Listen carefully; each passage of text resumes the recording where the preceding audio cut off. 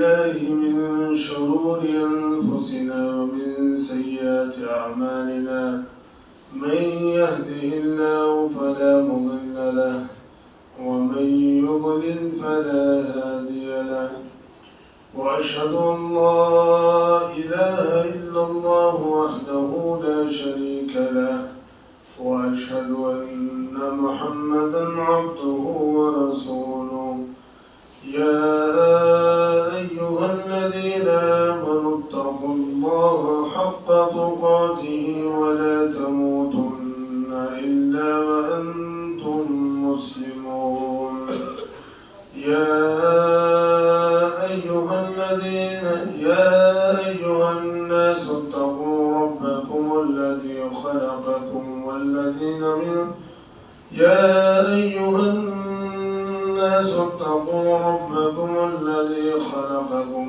نفس واحدة وخلق منها زوجها وبث منهما رجالا كثيرا ونساء واتقوا الله الذي تساءلون به والأرحام إن الله كان عليكم رقيبا يا أيها الذين آمنوا اتقوا الله وقولوا قولا سديدا يصلح لكم أعمالكم ويغفر لكم ذنوبكم ومن يطع الله ورسوله فقد فاز فوزا عظيما أما بعد فإن خير الحديث كتاب الله وخير الهدي هدي محمد صلى الله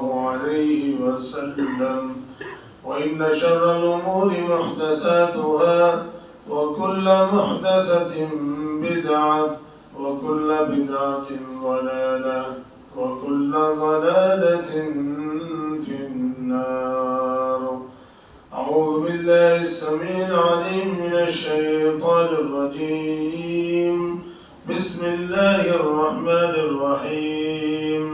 وما أمروا إلا ليعبدوا الله مخلصين له الدين حنفاء ويقيموا الصلاة ويؤتوا الزكاة ذلك دين القيمة.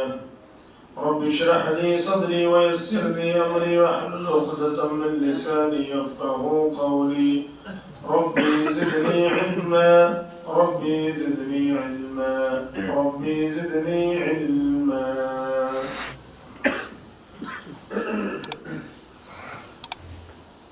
تمام قسم کی تعریف اور حمد و ثنا اللہ وحدہ لا شریک کے لیے ہے، جس کے لیے تمام قسم کی نیک اعمال انسان انجام دیتا ہے، اور خالص اللہ رب العالمین کے لیے تعریفات جو تمام خوبیوں کا مستحق ہے، بعدہ درود و سلام نازل ہوں تمام انبیاء کرام کے اوپر، خصوصاً رحمت للعالمین جناب محمد رسول اللہ صلی اللہ علیہ وسلم کا۔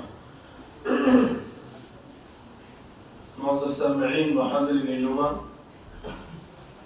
یہ رمضان المبارک کا پہلا جمعہ ہے، اور دیکھتے ہی دیکھتے 6 رمضان گزر چکے ہیں۔ اللہ رب العزت نے قرآن مجید میں بڑی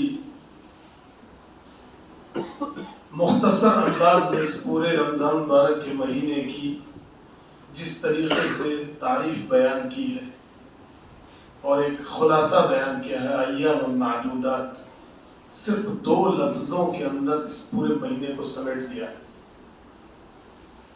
اس لیے ایک انسان کے اوپر واجب یہ ہے کہ وہ اس مہینے کے اندر جو بھی عمل کرے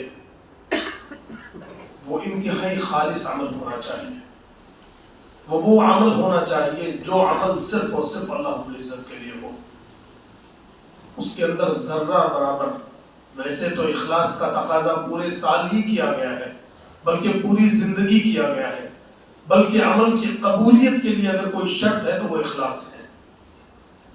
لیکن اگر سوچیے آپ کے پاس زندگی میں بہت کم اور خاص موقع ہو، اور اس موقع کو بھی انسان اگر اپنے اعمال کو بغیر اخلاص کے عمل انجام دے، تو کیا اس کے پاس کوئی عمل بچ پائے گا؟ کیا اس کے نام اعمال میں کوئی چیز ایسی ہوگی جو اللہ رب العالمین کے سامنے وہ پیش کر پائے گا؟ بلا شبہ ایسا کوئی عمل اس کے پاس نہیں ہوگا جس میں اخلاص نہ ہو اور وہ اللہ رب العالمین کے سامنے رکھ سکے۔ لہذا آج کی اس خطبے کے اندر کچھ ایسے چیزیں جو انسان کو روزے کے اجر سے محروم کر دیتی ہے، یعنی اس کا کوئی عمل اللہ کی بارگاہ میں قبول نہیں ہوتا، کوئی بھی عمل، نہ اس کا روزہ قبول ہے، نہ ہی اس کے صدقات و خیرات قبول ہیں، اور نہ ہی اس کی نمازیں قبول ہیں، جب تک کہ وہ اعمال انسان کے پاس نہ پائے جائیں۔ کتنی بڑی بدنصیبی! سوچو آپ کہ آپ یہ سمجھ رہے ہو کہ آپ کے پاس بہت سارا مال ہے، اور وہ سارا کا سارا مال کوئی چور اڑا کر کے لے جائے، تو کس طریقے سے انسان اپنے آپ کو قلاش اور کنگال محسوس کرتا ہے، یہ سوچنے اور سمجھنے کی بات ہے۔ لہذا وہ کون لوگ ہیں جو روزہ رکھ بھی رہے ہیں اور اللہ کے راستے میں خرچ بھی کر رہے ہیں، لیکن کچھ چیزیں ایسی ہیں جن کی وجہ سے ان کے روزے، نماز، صدقات، خیرات، عطیات، ہبات کچھ قبول نہیں ہے۔ آئیے ایسے لوگوں کی طرف ذرا غور کرتے ہیں، دیکھتے ہیں کہ کہیں ہم تو ان میں سے نہیں، ہم تو ان بدنصیبوں کے اندر شامل نہیں ہو رہے۔ اللہ رب العالمین سے دعا کرتے ہیں کہ اللہم لا تجعلنا منہم، اللہ تو ہمیں ان بدنصیبوں میں سے نہ بنا۔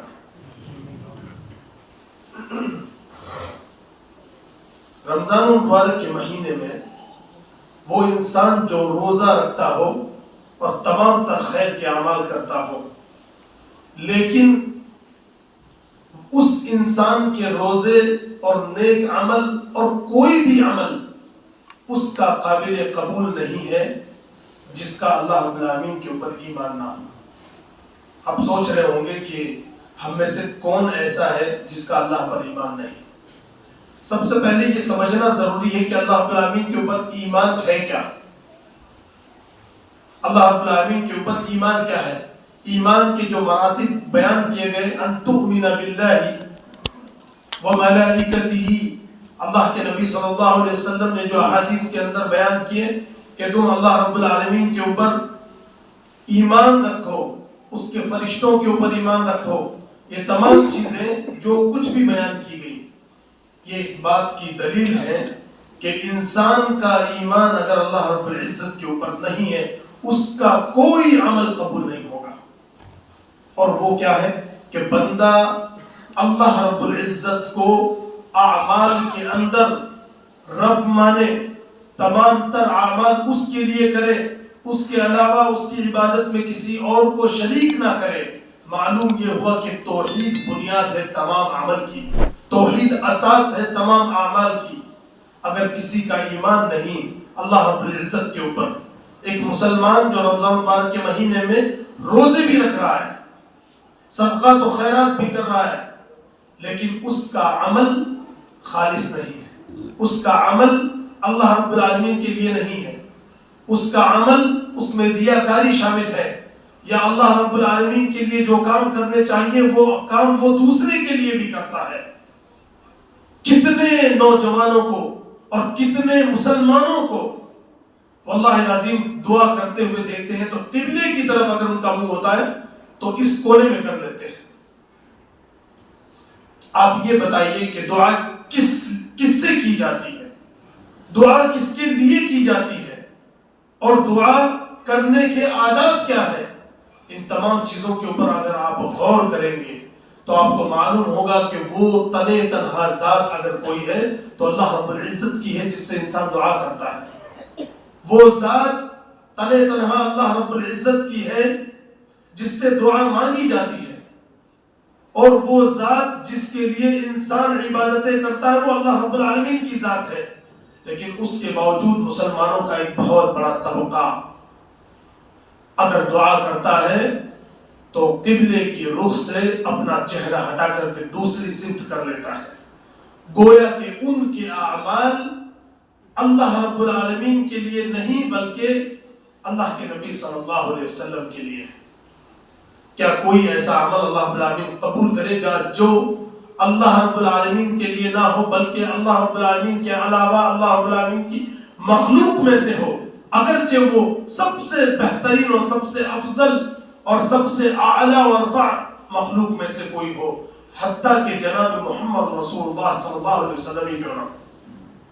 کیا اللہ رب العزت ان کے اعمال کو قبول کرے گا؟ ہرگز قبول نہیں کرے گا، کیونکہ اللہ رب العزت نے حکم دیا ہے کہ اس کے بندے کے کوئی عمل تب تک قبول نہیں ہوگا اگر اس نے شرک کیا ہے. اگر اس نے شرک کیا ہے لئن اشرکت لَيَحْبَطَنَّ عَمَلُكَ، اگر تم شرک کرو گے اے نبی ہم تمہارے بھی اعمال تباہ کر دیں گے. ایک وہ بندہ جو عام انسان دعا کر رہا ہے کس سے؟ اللہ کے نبی صلی اللہ علیہ وسلم سے. اللہ کے نبی صلی اللہ علیہ وسلم سے مانگ رہا ہے.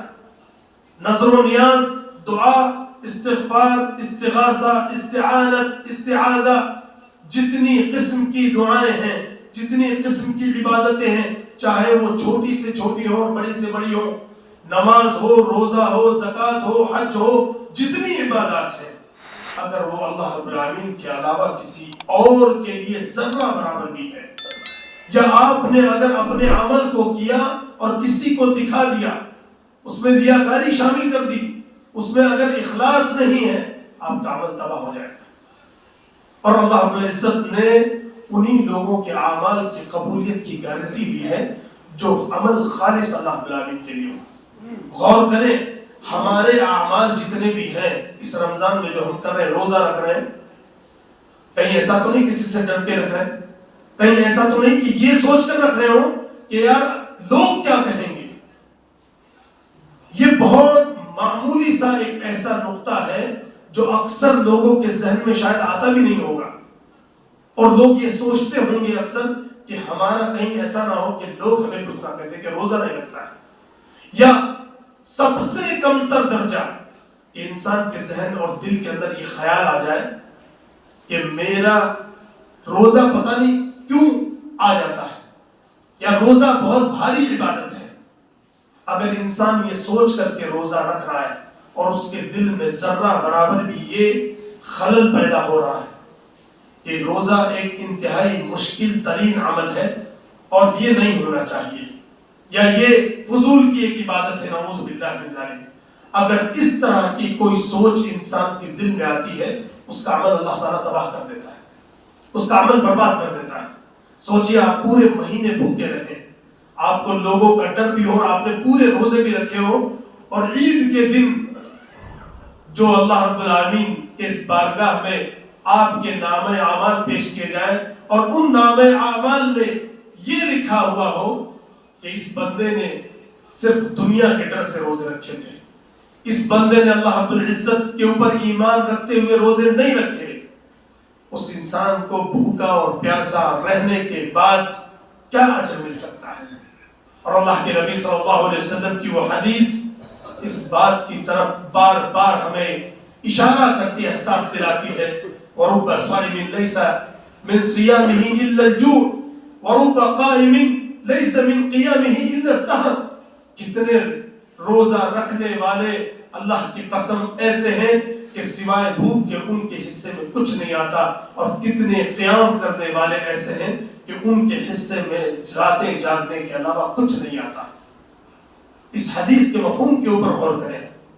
اور اللہ رب العزت نے قرآن مجید کے اندر ارشاد فرمایا من عمل صالحا من ذکر او انثى وهو مؤمن، کوئی بھی مرد ہو یا عورت ہو جو کوئی نیک عمل کرتا ہے، من عمل صالحا من ذکر او انثى، جو کوئی نیک عمل کرے چاہے وہ مرد ہو یا عورت ہو، جوان ہو بوڑھا ہو، وهو مؤمن، قید لگائیے بتائی اللہ رب العالمین نے، اس حال میں کہ وہ اللہ رب العزت کے اوپر ایمان رکھتا ہو، یعنی تمام تر عبادتوں کا مستحق اور تمام تر اعمال کا مستحق اگر کسی ذات کو سمجھتا ہے کہ جس کے لیے کیے جانے چاہیے تو وہ اللہ رب العزت ہے، اس کو بولتے ہیں وَهُوَ مُؤْمِنٌ فَلَنُحْيِيَنَّهُ حَيَاةً طَيِّبَةً۔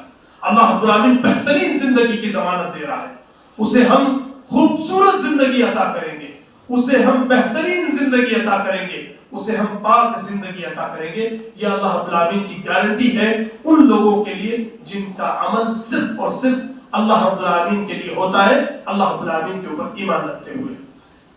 اس کے بعد میں اللہ رب العزت فرماتا ہے حیات طیبہ وَلَنَجْزِيَنَّهُمْ أَجْرَهُمْ بِأَحْسَنِ مَا كَانُوا يَعْمَلُونَ، اور ہم ان کو اس چیز کا بہترین بدلہ دیں گے جو کچھ کیا کرتے تھے۔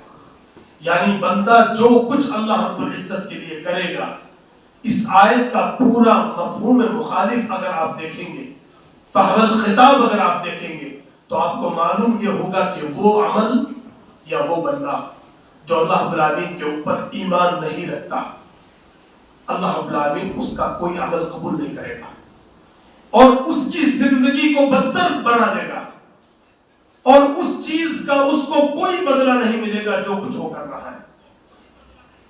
جتنی اللہ رب العالمین نے ضمانتیں دی نیک عمل کرنے کی، اللہ رب العزت نے کہا اس کی زندگی کو پرسکون بنا دیں گے، اس کو بہترین بدلہ دیں گے اور اس کے تمام اعمال کو قبول کر لیں گے۔ یہ تمام کی تمام چیزیں اور خوشخبریاں اور بشارتیں ان لوگوں کے لیے ہیں جو اللہ رب العزت کے اوپر ایمان رکھتے ہیں، اور جن کا اللہ رب العالمین کے اوپر ایمان نہیں، ایمان کے تقاضے کے مطابق ان کے اعمال نہیں، اللہ رب العالمین قبول نہیں کرے گا۔ دوسرا، وہ انسان جو عمل سے محروم کر دیا جائے گا، روزہ رکھنے کے باوجود نام اعمال میں روزہ نہیں ہوگا، اخلاص۔ اللہ رب العالمین نے کسی بھی عمل کی قبولیت کی لیے جو شرط بیان کی ہے، یاد رکھیں بہت سارے لوگ اس رمضان کے اندر عمل کر رہے ہیں اور ان کا یہ گمان ہے کہ ہمارے اعمال ماشاءاللہ سب سے بہترین ہیں۔ دو شرطیں ایسی ہیں جو اعمال کی قبولیت کے اوپر غور کر لیں، اگر ان کے اعمال ان دو شرطوں کے اوپر کھرے اتر رہے ہیں تو بلا شبہ ان کے عمل خالص ہیں اور اللہ رب العالمین ان عمل کو قبول کرنے کی بشارت دے چکا ہے۔ وَمَا أُمِرُوا إِلَّا لِيَعْبُدُوا اللَّهَ مُخْلِصِينَ لَهُ الدِّينَ، پہلی شرط، انہیں کسی چیز کا حکم نہیں دیا گیا إِلَّا لِيَعْبُدُوا اللَّهَ مُخْلِصِينَ۔ دیکھیے تو بہت گہرا نقطہ بیان کیا جا رہا ہے کہ انہیں کسی چیز کا حکم نہیں دیا گیا سوائے یہ کہ وہ اللہ رب العالمین کی عبادت کریں، اور مخلصین کا لفظ ذکر کیا، مخلصین لہ الدین، اس کے دین کو اس کے لیے خالص کرتے ہوئے۔ عبادتیں تو بہت سارے لوگ کرتے ہیں لیکن گڑبڑی ہے، گھوٹالا ہے، مصور ہے، ڈپلیکیٹ ہے عبادتیں ان لوگوں کی جو جن کی عبادتیں خالص نہیں ہیں۔ یعنی روزہ رکھ رہا ہے ڈر کر، گھبرا کر، لوگوں کے لیے پریشان ہو کر لوگ کیا کہیں گے،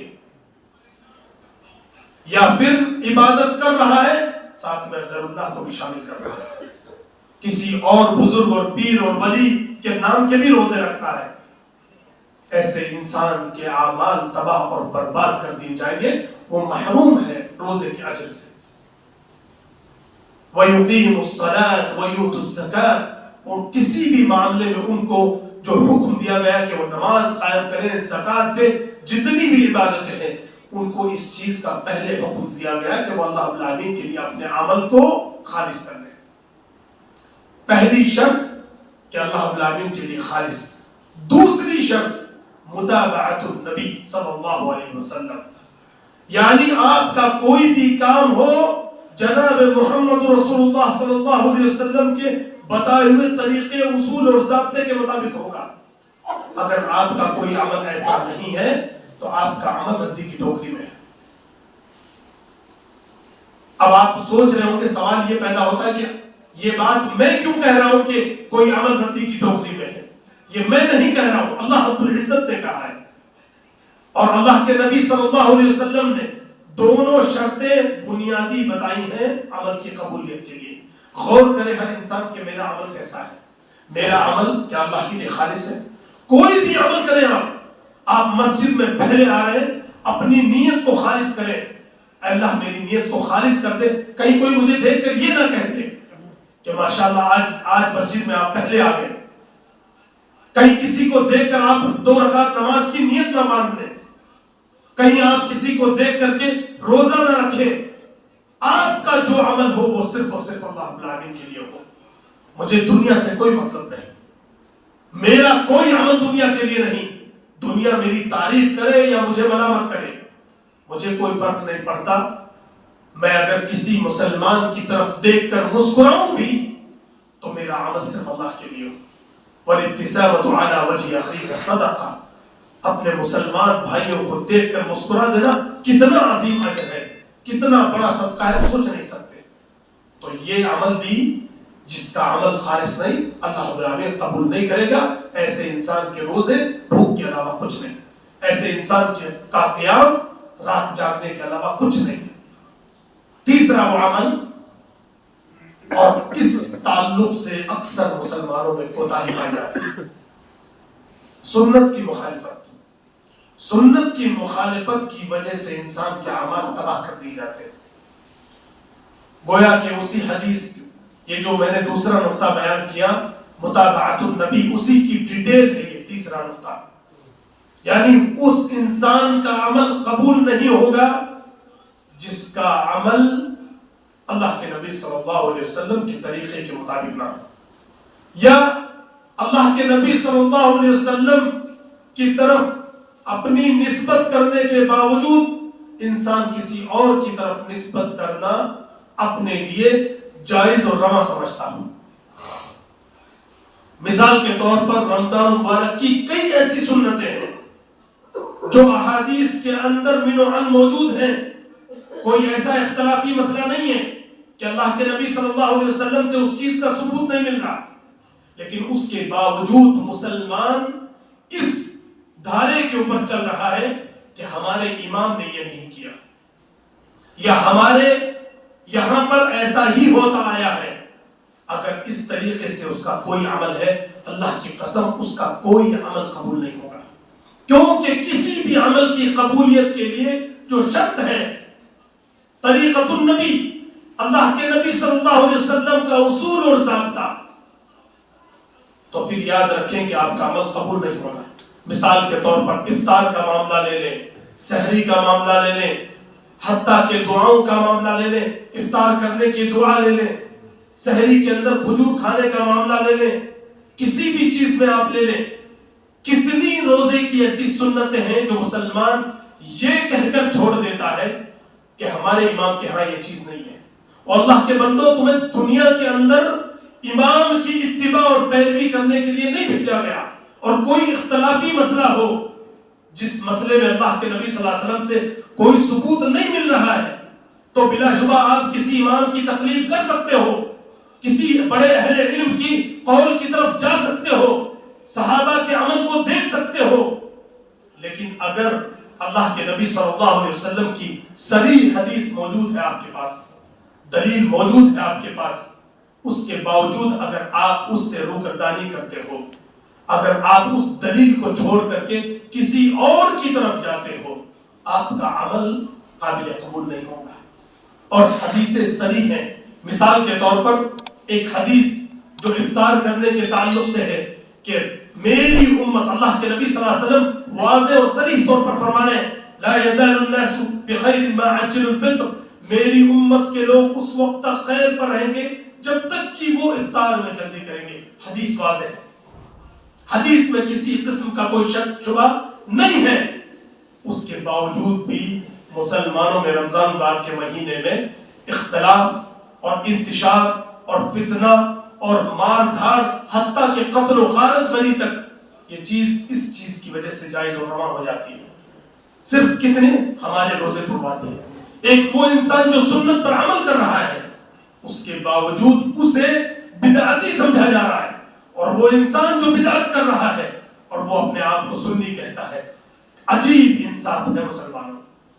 اور اس کے تعلق سے ایک دوسری حدیث اللہ کے نبی صلی اللہ علیہ وسلم فرماتے ہیں ان احب عبادی الی اعجلهم افطارا، میرے نزدیک سب سے زیادہ محبوب بندے وہ ہیں جو افطار میں جلدی کرتے ہیں۔ اور ایک اور تیسری روایت مصنف عبد الرزاق کی، اللہ کے نبی صلی اللہ علیہ وسلم کے صحابہ کا عمل کیا تھا؟ حضرت عمرو بن میمون رحمہ اللہ فرماتے ہیں كان اصحاب محمد صلی اللہ علیہ وسلم اسرع الناس افطارا وابطئهم سحورا۔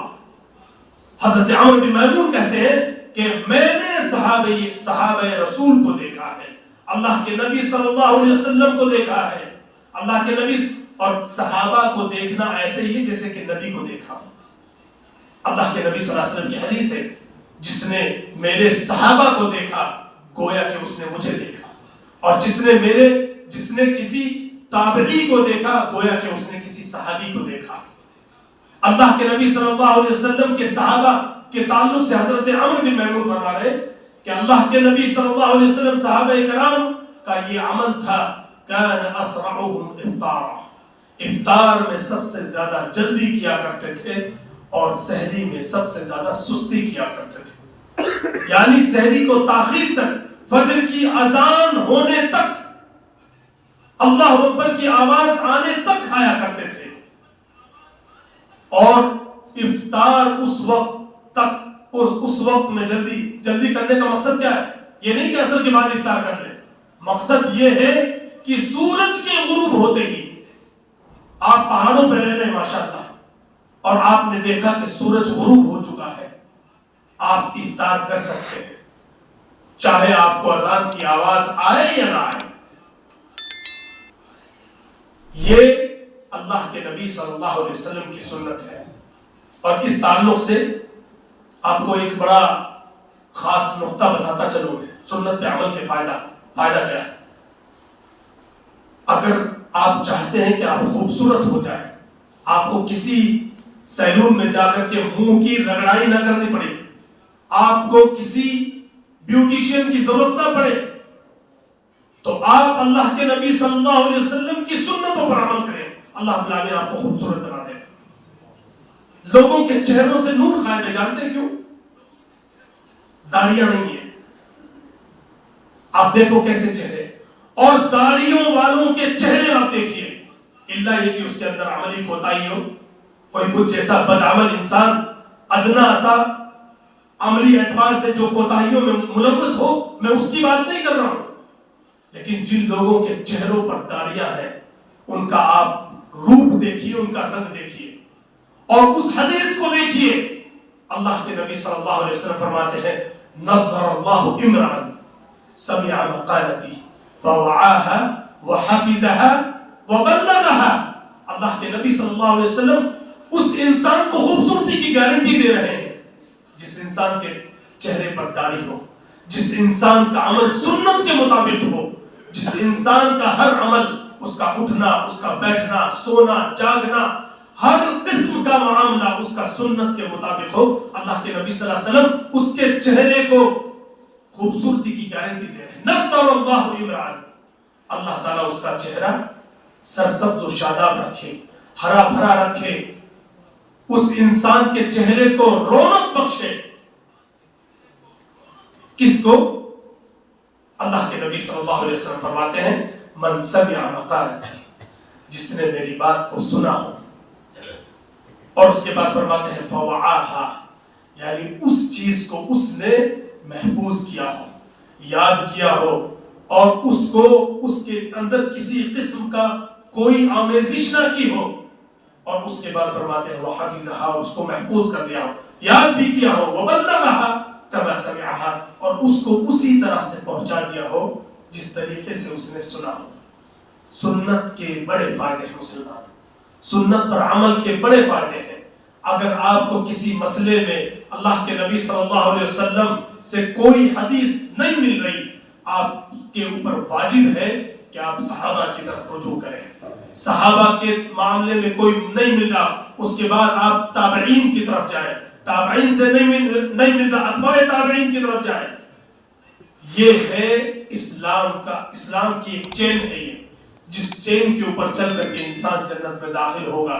اور اگر کسی نے من مرضی کی تو اس کے اعمال دنیا میں بھی تباہ اور آخرت میں بھی اس کے نام اعمال میں کوئی رتی برابر اجر نہیں ہوگا. رب العالمین سے دعا ہے کہ رب العالمین ہمیں ان بد نصیبوں میں سے نہ بنا جو روزے کے اجر سے محروم ہو. رب العالمین بہت مختصر سا وقت رمضان مبارک کا ہم نے گزارا ہے. 5-6 روزے ہوئے.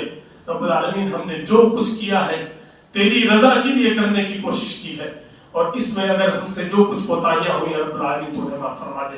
رب العالمین ہمارے روزوں کو قبول فرما لے، ہماری تلاوتوں کو قبول فرما لے. ہمارا جو بھی عمل تھا تیرے لیے تھا رب العالمین، اور اس کے باوجود اس میں جو کچھ کوتاہی ہوئی اس کو درگزر فرما دے. رب العالمین ہمارے اعمال کو تباہ اور برباد ہونے سے محفوظ کر دے. رب العالمین ہماری عبادتوں کو قبول فرما لے، ہمارے صیام و قیام کو قبول فرما لے. رب العالمین جو کچھ ہم ٹوٹے پھوٹے اعمال تجھے راضی کرنے کے لیے کر رہے ہیں، رب العالمین ہمیں اپنے اعمال کے اندر اخلاص کی توفیق عطا فرما دے. رب العالمین ہمیں اپنے اعمال کے اندر اخلاص کی توفیق عطا فرما دے. رب العالمین تو ہمیں اپنے اعمال کے اندر اخلاص کی توفیق عطا فرما دے. رب العالمین شرک کی آمیزش سے ہمیں محفوظ کر دے. اللهم انا نعوذ بك ان نشرك بك ونحن نعلم ونستغفرك لما لا نعلم. رب العالمین ہمیں ہمارے اعمال کے اندر اخلاص کی توفیق دے، اور وہ عمل جو ہم نے تیرے لیے کیے ہیں اور جس کو تو جانتا ہے وہ اعمال قبول کر لے، اور وہ عمل جس کے اندر ہم سے کوئی کوتاہی ہوئی ہو رب العالمین تو ان کو بھی قبول فرما لے. رب العالمین ہمارے اعمال کی اصلاح فرما دے. رب العالمین ہمارے جسموں کو تو مضبوط کر دے. رب العالمین تو رمضان کے قیام و سیام کے لیے رب العالمین ہدایت اور توفیق کے لیے رب العالمین تو ہمیں مضبوط کر دے. رب العالمین تو قوی ہے، تو عزیز ہے. اللہم قوی اجسادنا لأنک انت القوی والعزیز. رب العالمین تو قوی ہے، تو غالب ہے. رب العالمین تو ہمارے جسموں کو قوی کر دے، ایمان کے لیے، توحید کے لیے، رب العالمین تیرے دین کی خدمت کے لیے، عبادتوں کے اندر اپنے آپ کو مٹانے کے لیے. رب العالمین تو ہماری اصلاح فرما دے، ہمارے دلوں کی اصلاح فرما دے. ہمارے دل زنگ آلود ہو چکے ہیں، رب العالمین ہمارے دلوں کو نرم فرما دے. اللہم لین قلوبنا، اللہم لین قلوبنا، اللہم لین قلوبنا. رب العالمین ہمارے مسلمان بھائیوں کو، ہم سب کو تو توفیق دے، ہدایت دے کہ رب العالمین تیری عبادت کثرت سے کریں. رمضان مبارک کے یہ مختصر لمحے رب العالمین تو ہمیں ان میں سعداء بنا دے. رب العالمین تو ہمیں ان کے اندر بدبخت ہونے سے محفوظ کر دے. اللہم اجعل حیاتنا حیات السعداء ولا تجعل حیاتنا حیات الاشقیاء.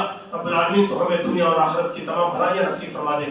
اللہم ربنا آتنا فی الدنیا حسنہ وفی الآخرۃ حسنہ وقنا عذاب النار. رب العالمین رمضان مبارک کے مہینے میں جو کچھ خیر کی توفیق دی ہے تا حیات اس سے زیادہ خیر کی توفیق پر ہمیں قائم اور دائم رکھنا اور زندگی گزارنے کی توفیق عطا فرما. اور رب العالمین تو ہمیں ہدایت کے بعد گمراہی سے محفوظ کر دے. ربنا لا تزغ قلوبنا بعد إذ هديتنا وهب لنا من لدنك رحمة إنك أنت الوهاب. ربنا لا تزغ قلوبنا بعد إذ هديتنا وهب لنا من لدنك رحمة إنك أنت الوهاب. رب العالمین جو ہم میں سے بیمار ہیں انہیں شفا کاملہ عاجلہ نصیب فرما دے. رب العالمین جو اس دنیا سے چلے گئے ان کی قبروں کو نور سے بھر دے. رب العالمین جو زندہ ہیں انہیں اس رمضان کی قدر کرنے کی توفیق عطا فرما، کثرت سے نیکیاں کرنے کی توفیق عطا فرما. ہماری اولادوں کو کثرت سے ایمان کے اوپر استقامت نصیب فرما. ہم سب کو ایمان کے اوپر اور توحید کے اوپر استقامت نصیب فرما. رب العالمین ہمیں جب تک زندہ رکھے اسلام پر قائم اور دائم رکھ. جب ہمارا خاتمہ ہو ایمان پر ہو، توحید پر ہو، مرنے سے پہلے تو ہمیں توبہ نصوح عطا فرما دے. رب العالمین تو ہمیں جب تک زندہ رکھے توبہ نصوح کے ساتھ رکھ، اور رمضان کے اندر ہمیں توبہ نصوح. رب العالمین تو ہمیں لیلۃ القدر تک پہنچا اور اس کے اندر ہمیں توفیق شدہ بنا دے. اللہم بلغنا لیلۃ القدر ووفقنا فیہا. رب العالمین تو ہمیں لیلۃ القدر تک پہنچا اور اس کے اندر توفیق شدہ بنا دے. رب العالمین تو ہمیں توفیق دے دے اور اسی توفیق کے اوپر زندہ رکھ. اور رب العالمین جب تک ہمیں زندہ رکھے اسلام کے اوپر، اور جب ہمارا خاتمہ ہو ایمان پر ہو، مرنے سے پہلے ہمیں توبہ نصوح عطا فرما دے. اللہم آمین، اللہم آمین، اللہم آمین. اقول قولی ھذا استغفر اللہ لی ولکم ولسائر المسلمین.